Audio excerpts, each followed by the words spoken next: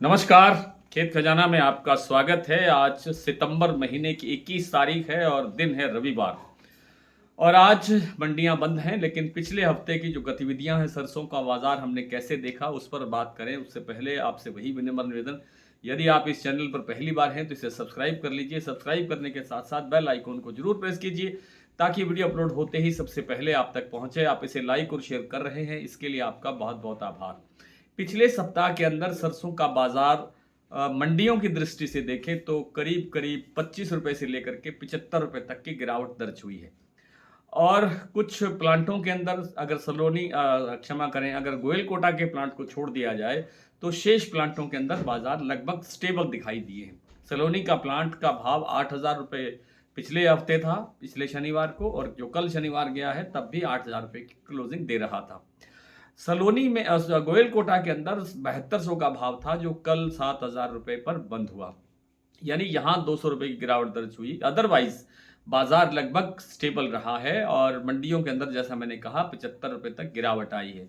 7,000 रुपये के आसपास भरतपुर मंडी का भाव था पिछले शनिवार को, जो कल 6,925 रुपये के आसपास बंद हुआ।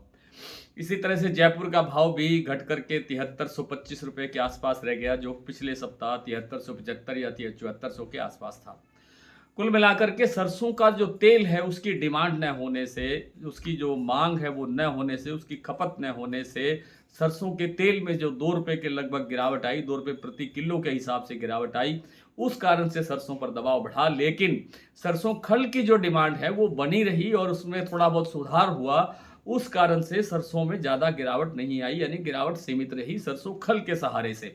क्योंकि चाइना को हम लगातार जो सरसों खल है वो उसका एक्सपोर्ट कर रहे हैं, निर्यात बढ़ा रहे हैं, और उस कारण से ही सरसों खल में थोड़ी मजबूती दिख रही है।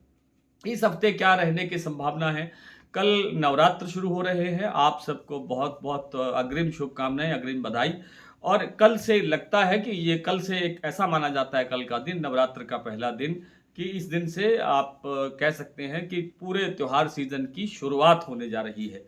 तो त्यौहार सीजन की शुरुआत होने से बाजार को धीरे धीरे, कल ही नहीं, मतलब एकदम कल सुबह उठते बाजार तेज मिलेगा ऐसी संभावना कम है, लेकिन यहाँ से बाजार सुधरने की दिशा में काम करता हुआ देखा जा सकता है। थोड़ा थोड़ा करके बाजार सुधरने की तरफ बढ़ेगा। थोड़ा बहुत सरसों के अंदर भी सुधार होगा दिवाली तक, और दिवाली तक जो जो खाने के तेल हैं, चाहे वो सरसों का तेल है, चाहे वो सोया तेल है, चाहे वो पाम तेल है या अन्य कोई तेल है, उनके अंदर भी थोड़ा थोड़ा सुधार देखने को, थोड़ी थोड़ी तेजी देखने को मिल सकती है।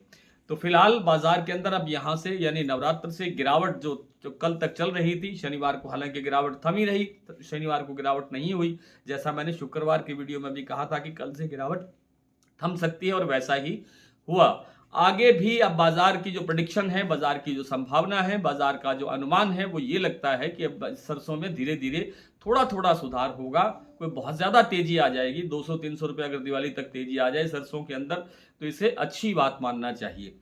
और सरसों तेल में अगर यहाँ से कोई थोड़ी बहुत गिरावट आती है, 50 पैसे की, 1 रुपये की, तो उसे या आप कह सकते हैं कि खरीदने का अवसर मानना चाहिए। चाहे वो सोया तेल है, चाहे वो पाम तेल है, इन तेलों में भी अगर यहाँ से कोई गिरावट आती है तो उसको स्टॉक लेना चाहिए, उसको परचेज करना चाहिए वहाँ से माल, दिवाली तक का टारगेट लेकर के।